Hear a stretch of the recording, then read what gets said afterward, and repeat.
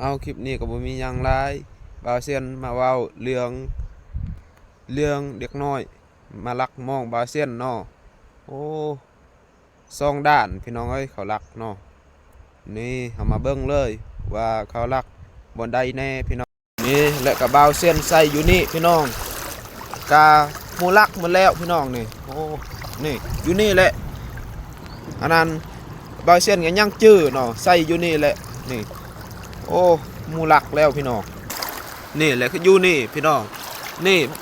เบิ้งเนี่ยเขาดึงนี่เบิ้งนี่จนขาดมาแล้วพี่น้องโอ้